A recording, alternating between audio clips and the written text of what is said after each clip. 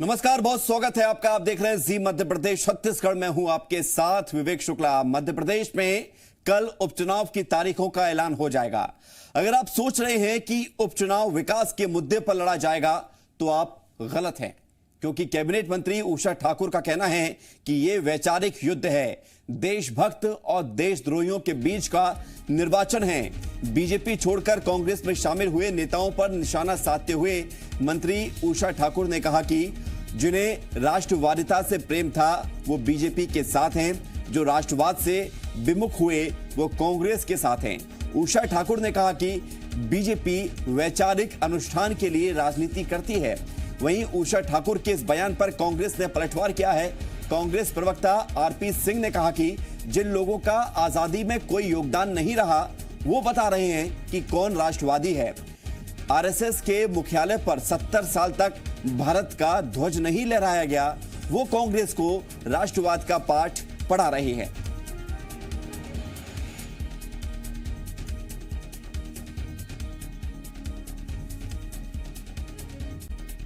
देखिए, ये वैचारिक युद्ध है।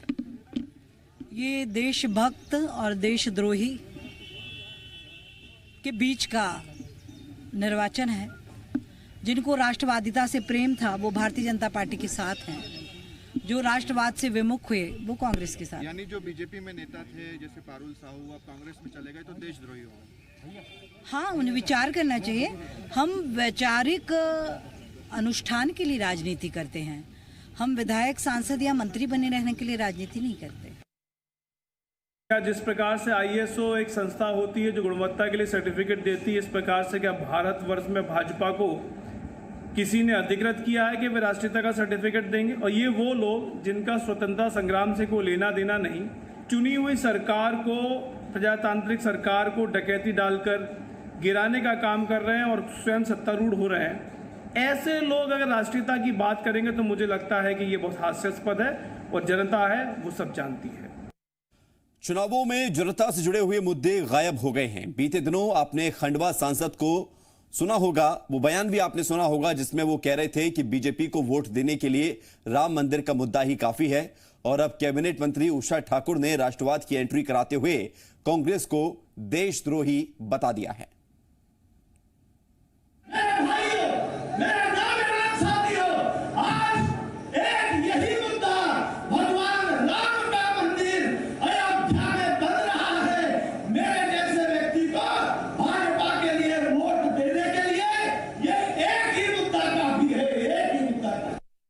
देखिए, ये वैचारिक युद्ध है। ये देशभक्त और देशद्रोही के बीच का निर्वाचन है। जिनको राष्ट्रवादिता से प्रेम था वो भारतीय जनता पार्टी के साथ हैं, जो राष्ट्रवाद से विमुख हुए वो कांग्रेस के साथ। यानी जो बीजेपी में नेता थे जैसे पारुल साहू अब कांग्रेस में चले गए तो देशद्रोही होगा। हाँ, उन्हें विचार करना चाहिए। हम वैचारिक अनुष्ठान के लिए राजनीति करते हैं। हम विधायक, सांसद या मंत्री बने रहने के लिए राजनीति नहीं करते।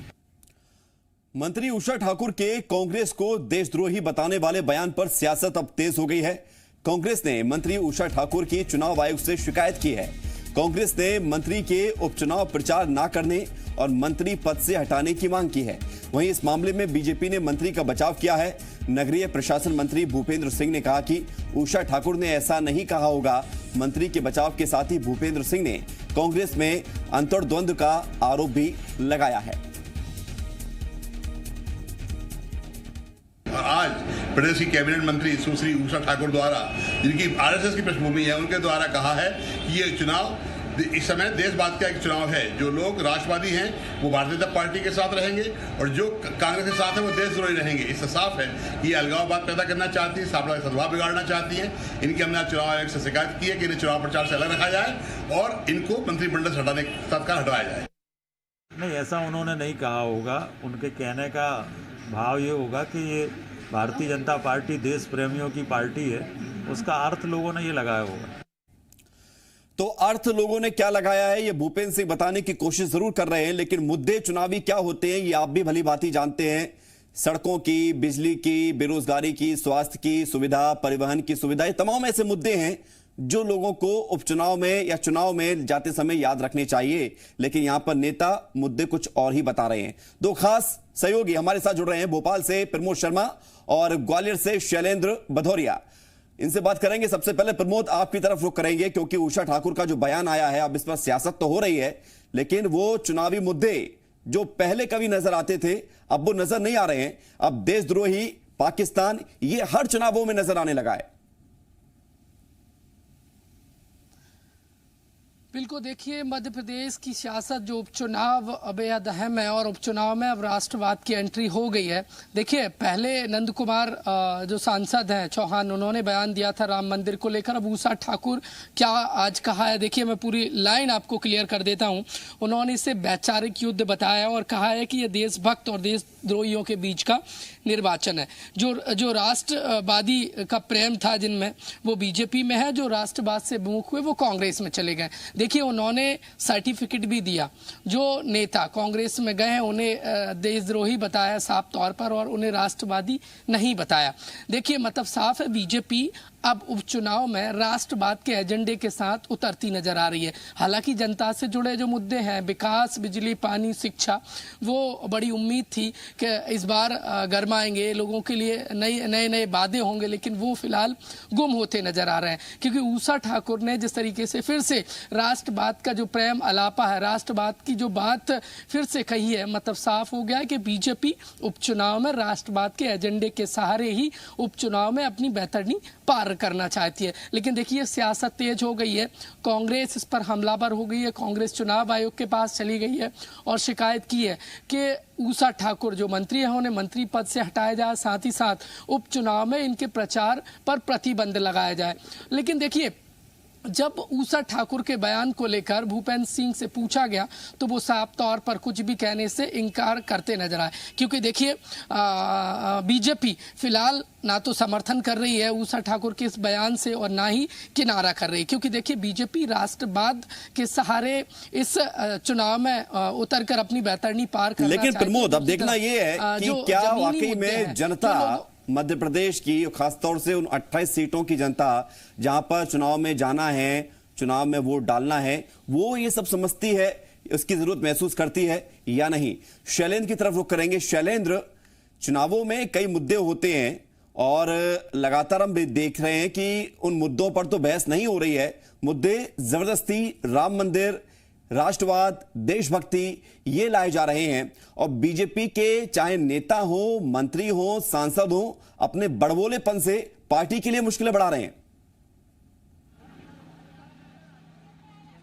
देखिए बिल्कुल आपने ठीक कहा कि जिस तरीके से राष्ट्रवाद की बात करें या दूसरे अन्य मुद्दों की बात करें, ऐसे मुद्दे जो विधानसभा चुनाव में आमतौर पर गौड़ होते थे और विकास की बात जो होती है, स्थानीय स्तर पर जो रोजगार की बात होती है या अन्य जो मुद्दे होते हैं वो प्रमुख होते हैं। लेकिन कहीं ना कहीं जिस तरीके से अब बीजेपी के तमाम बड़े नेताओं ने इस तरह के मुद्दों को सामने लाना शुरू कर दिया है, उसको लेकर कांग्रेस जो है वो बीजेपी पर हमलावर हो गई है। और कांग्रेस का साफ तौर पर कहना है कि 15 में लगता है उन्होंने कोई विकास नहीं किया है, यही कारण है कि वो इन सारे मुद्दों को अब चुनावों में लेकर आ रहे हैं। लेकिन वो इस बात का जवाब क्यों नहीं दे रहे हैं कि 15 साल में उन्होंने क्या किया।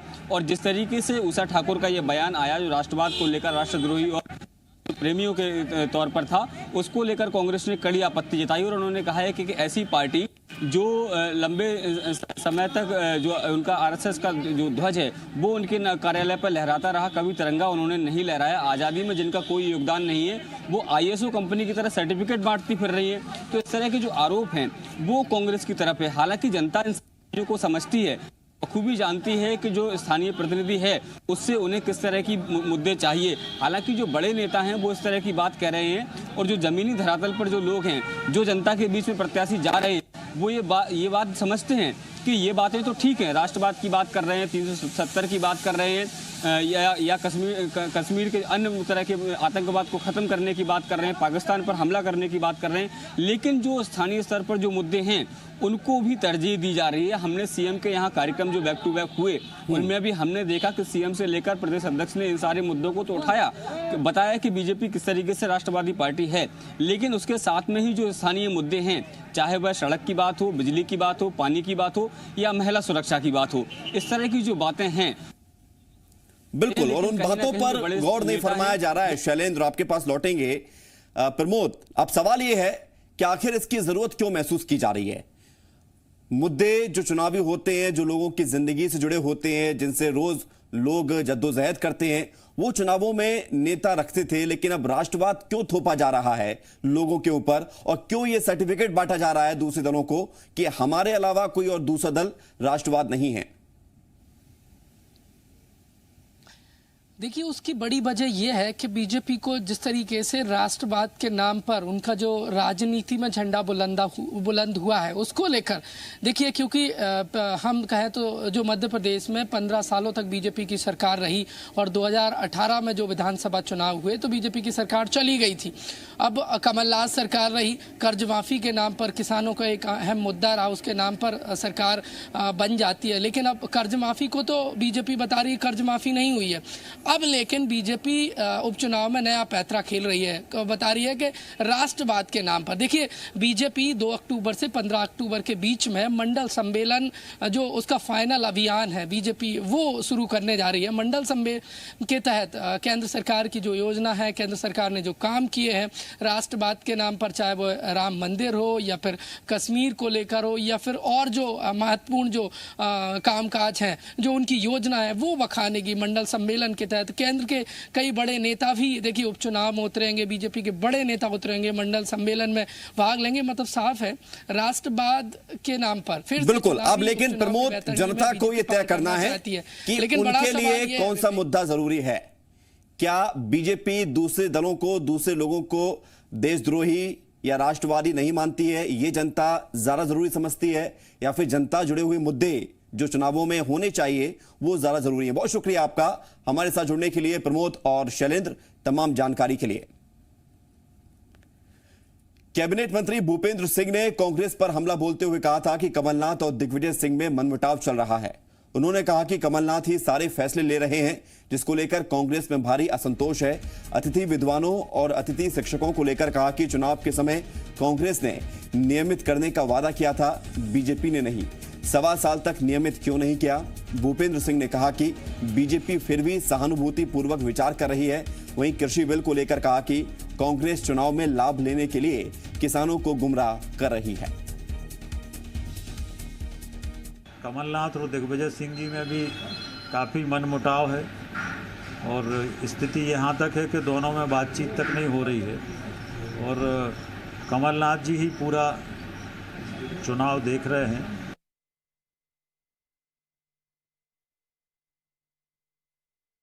चुनाव के समय ये वादा किया था कांग्रेस ने, तो 1.25 साल तक उनको नियमित क्यों नहीं किया, या उनको 1.25 साल तक नौकरी कांग्रेस ने क्यों नहीं दी? तो उनके वचन पत्र में था, तो वो जवाब दें इसका। देखिए, यही कृषि बिल के समर्थन में पूर्व में यूपीए के प्रधानमंत्री माननीय मनमोहन सिंह जी ने इस बिल का समर्थन किया था और उन्होंने कहा था कि किसानों को जब तक खुला व्यापार में सुविधा नहीं मिलेगी तब तक किसानों को उनकी फसल का मूल्य मिल नहीं सकता। धार के बदनावर से कांग्रेस ने अभिषेक सिंह को प्रत्याशी बनाया है, जिसके बाद कांग्रेस कार्यकर्ताओं में खुशी है। बदनावर बस स्टैंड पर ढोल नगाड़े बजाकर आतिशबाजी की, एक दूसरे को मिठाइयां खिलाईं। कांग्रेस प्रत्याशी बनाए जाने पर अभिषेक सिंह राठौर ने कांग्रेस आलाकमान का आभार जताया और कहा कि ये चुनाव कांग्रेस का हर कार्यकर्ता लड़ेगा। मैं कमलनाथ जी को इसका दिल से आभार करता हूं, धन्यवाद करता हूं और सभी कांग्रेस के वरिष्ठ नेताओं का हृदय से धन्यवाद करता हूं और यह विश्वास दिलाना चाहता हूं कि अभिषेक सिंह अकेला चुनाव नहीं लड़ेगा। कांग्रेस का एक एक कार्यकर्ता अभिषेक सिंह को बनकर चुनाव लड़ेगा और इस प्रदेश में पुनः कांग्रेस की सरकार बनेगी और बदनावर में कांग्रेस हजारों वोटों से चुनाव जीतेगी। बीजेपी छोड़कर कांग्रेस में आए डॉक्टर सतीश सिकरवार को कांग्रेस ने ग्वालियर पूर्व से प्रत्याशी बनाया है।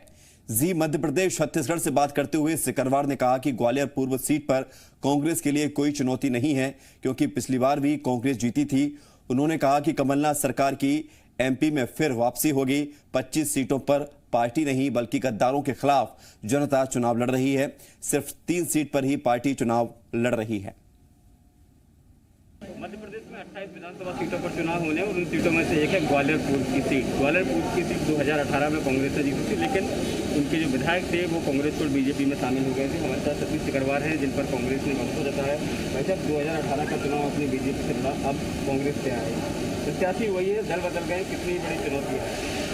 देखो, इस विधानसभा में कोई चुनौती नहीं है। ये विधानसभा कांग्रेस की विधानसभा है कि जो दलित समाज का वोट था, जो हमारा अनुसूचित समाज का वोट था, जाति का वोट था, वो वोट बसपा में जा रहा था। वो समाज फिर दोबारा लौट के कांग्रेस की तरफ आया है और निश्चित रूप से इस विधानसभा में कांग्रेस विजय होगी। आपके खिलाफ जो चुनाव लड़ रहे हैं वो ये कह रहे हैं कि 15 महीने में कांग्रेस ने कोई विकास कार्य नहीं किया, इसीलिए वो पार्टी छोड़कर आए और अब 6 महीने में उन्होंने विकास की गंगा बहा दी। कांग्रेस ने नहीं किया, मुन्ना लाल जी ने 15 महीने में कोई काम नहीं किया, अब बोरी भर के नारियल लेके निकल रहे हैं। उनको तो जनता देख रही है और जनता ऐसे 25 जो विधायक जिन्होंने पार्टी की पीठ में खंजर घोंपा है, जीतने के बाद 3 बार हारने के बाद उनको पार्टी ने उन पर भरोसा जताया, कांग्रेस पार्टी ने उनको टिकट दिया। टिकट के बाद उन्होंने जीतने के बाद, विधायक बनने के बाद असमय चुनाव कराया है।